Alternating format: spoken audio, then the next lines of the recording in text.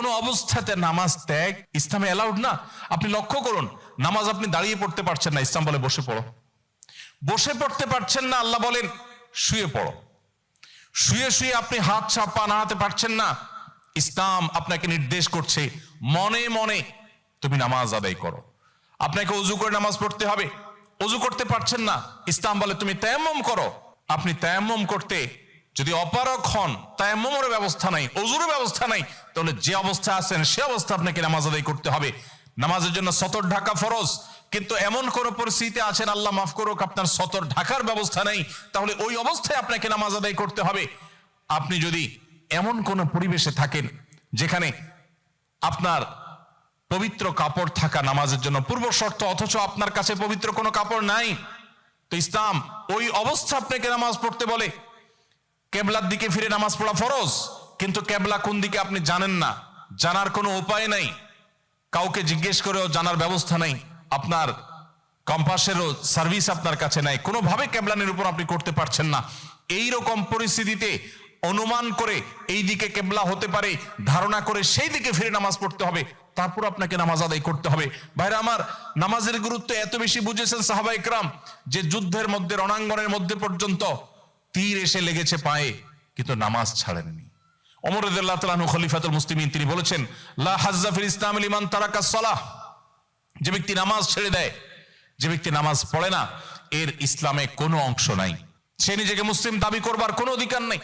এই জন্য ভাইরা আমার, আপনি অন্য অনেক কিছুতে ছাড় পাবেন, রোজা রাখতে পারছেন না, আল্লাহ রাব্বুল আলামিন কোরআনে কারিমে বলেছেন ওয়া আলাল্লাযীনা ইউতীকুনাহু ফিদিয়াতু তুআমু মিসকিন। কিছু মানুষ রমজানে এমন অবস্থা আছেন যে এখন রোজা রাখতে পারছেন না, তাদেরকে আল্লাহ বলেছেন ফামান কানা মিনকুম মারিদান আও আলা সাফারিন ফাইদ্দাতুম মিন আইয়ামিন উখার।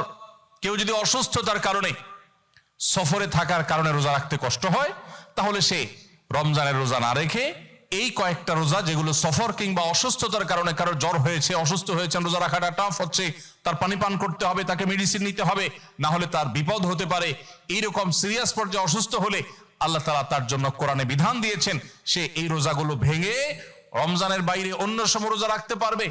আর যদি কারো রোজা রাখার ক্ষমতা একেবারে শেষ হয়ে যায়, ওয়ালাল্লাযীনা ইউতীকুনাহু ফিদিয়াতু তুআমু মিসকিন, কারো রোজা রাখার একেবারে ক্ষমতা নেই, তিনি অসুস্থ হয়ে পড়েছেন বা বার্ধক্যজনিত কষ্টে তিনি বয়সের শেষ প্রান্তে এসেছেন, রোজা রাখতে পারেন না, আর এই ব্যক্তির জন্য রোজার বিকল্প হিসাবে খাদ্য বিতরণ করতে বলা হয়েছে। মিসকিনকে, একজন মিসকিনকে একদিনের খাবার দিয়ে দিলে একটা রোজার বিকল্প হয়ে যায়।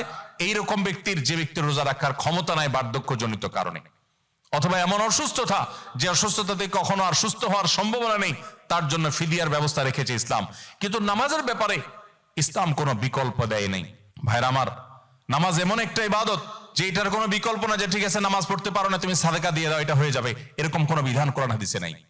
অতএব আমরা যদি নিজেদেরকে মুসলমান পরিচয় দিতে চাই, আমাদের ইসলামটাকে আমরা ধারণ করতে চাই, তাহলে আমাদের 5 ওয়াক্ত নামাজকে সর্বোচ্চ গুরুত্ব দিতে হবে, যেই কোনো পরিস্থিতিতে আদায় করতে হবে।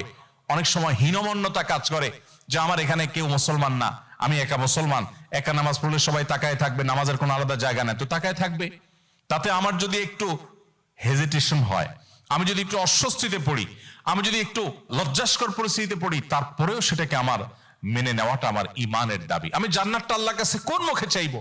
অনন্তকালের সুখের ঠিকানা জান্নাত যে চাইবো, সেখানে তো আমাকে কিছু স্যাক্রিফাইস করতে হবে। এই স্যাক্রিফাইসের বিনিময় আল্লাহর কাছে আমি জান্নাত চাইতে পারি। মুসলিম ভ্রাতৃত্ব, এই মুসলিম ভ্রাতৃত্বকে আমরা অনেক মুসলিম নামাজ কালাম পড়ার পরও সেভাবে ধারণ করতে পারি না, সেভাবে আমাদের ভেতরে আমরা সেটাকে লালন করতে পারি না, যেটা আমাদের অনেক বড় একটা ল্যাকিংস বা দুর্বলতা।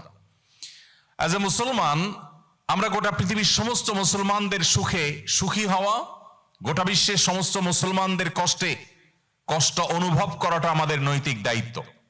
দুর্ভাগ্য আমাদের, গোটা বিশ্বের অন্য ভাষাভাষী মুসলিম তো পরের কথা, আমার স্বদেশী, আমার ভাষার যে সমস্ত মুসলিমেরা আছেন, তাদেরকে পর্যন্ত অনেক সময় আমরা আপন করতে পারি না, বা তাদেরকে ভাই হিসাবে আমরা ট্রিট বা জ্ঞান করতে পারি না। যে হাদিসটা আমি পাঠ করেছি, সে হাদিসে এই ইসলামী বা মুসলিম ভ্রাতৃত্বকে আরো বড় আকারে, বড় অ্যাঙ্গেলে দেখানো হয়েছে। নবী করিম সাল্লাল্লাহু আলাইহি সাল্লাম থেকে সে হাদিসটি বর্ণনা করেছেন ইমাম মুসলিম রাহিমাহুল্লাহ, যেটা বর্ণনাকারী সাহাবী ছিলেন নোমান ইবনে বাশির রাদিয়াল্লাহু তাআলা আনহু তিনি বলেন, নবী করিম সাল্লাল্লাহু আলাইহি ওয়াসাল্লাম ইরশাদ করেছেন, মাসালুল মুমিনিনা ফি তাওয়াদ্দিহিম ওয়া তারাহুমিহিম ওয়া তাআতুফিহিম মাসালুল জাসাদ।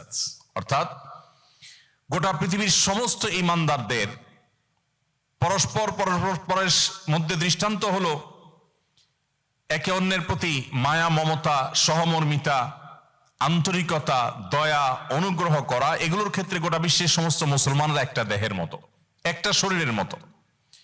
ইদাশতাকা মিনহু উযওয়ান তাদাআ লাহু সাইরুল জাসাদি বিল সাহরি ওয়াল হুম্মা।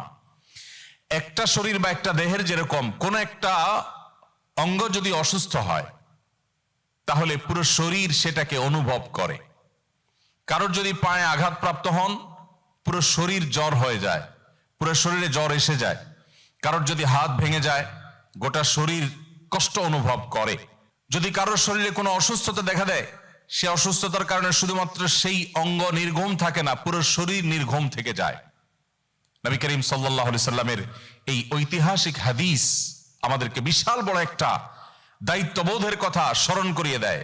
আর সেটি হলো গোটা পৃথিবীর যে কোনো প্রান্তে কোনো মুসলিম কষ্টে নিপতিত হবে সে কষ্ট আমার মধ্যে অনুভব হতে হবে। পৃথিবীর যে কোনো প্রান্তে মুসলিম যখন ভালো কোনো অ্যাচিভ করবে, অর্জন করবে, সেটাকে আমার খুশির কারণ হিসাবে ধারণ করতে হবে। মাল্টিকালচারাল সোসাইটিতে যারা নিজের ঈমান আমলকে বাঁচাতে চান তাদের জন্য সবচেয়ে প্রধান কর্মসূচি হলো 5 ওয়াক্ত নামাজকে সর্বোচ্চ গুরুত্বের সাথে আদায় করা। যেই কোনো পরিস্থিতিতেই হোক আপনাকে নামাজ আদায় করতে হবে। প্রিয় ভাইরা আমার, আমরা সেই রাসূলের উম্মত যে রাসূল সাল্লাল্লাহু আলাইহি সাল্লাম জীবনের শেষ মুহূর্তে অত্যন্ত কষ্ট করে যখন মাত্র 20-25 গজ দূরে নিজের বাসা থেকে মসজিদ এতটুকু দূরে গিয়ে নামাজ আদায় করার মতো শক্তিও ছিল না, তখন আমাদের প্রিয় নবী সাল্লাল্লাহু আলাইহি সাল্লাম একদিকে হামজা রাদিয়াল্লাহু তাআলা আনহু, আরেকদিকে আলী রাদিয়াল্লাহু তাআলা আনহুর কাঁধে দুটি হাত রেখে, দুইজন সাহাবী আলী রাদিয়াল্লাহু তাআলা এবং আরেকজন সম্ভবত আব্বাস রাদিয়াল্লাহু তাআলা আনহু, দুজনের কাঁধে দুটি হাত রেখে পুরো শরীরের ভার তাদের উপর ছেড়ে দিয়ে তারপরে পাওকে মাটিতে টানতে টানতে টেনে হেঁচড়ে নিয়ে তারপর তিনি জামাতের সাথে নামাজ আদায় করেছেন। তারপর নামাজ তরক করেন নাই। ভাইরা আমার, নামাজকে যদি আপনি সেভ করেন, যত যাই হোক আমি নামাজ ছাড়বো না, এই প্রতিজ্ঞা যদি আপনি করেন, আল্লাহ তাআলা আপনার ঈমানকে, আপনার ইসলামকে অটোমেটিক সেভ করবেন ইনশাআল্লাহ। এই জন্য ভাই, আপনি জব করছেন, চাকরি করছেন, আপনার পেশাবের জন্য, আপনার ওয়াশরুমে যাওয়ার জন্য যে সময়টা আপনি পাবেন, ওই সময়টা থেকে বাঁচিয়ে হলেও আপনি অন্তত ফরজ নামাজগুলো আপনাকে পড়ে ফেলতে হবে।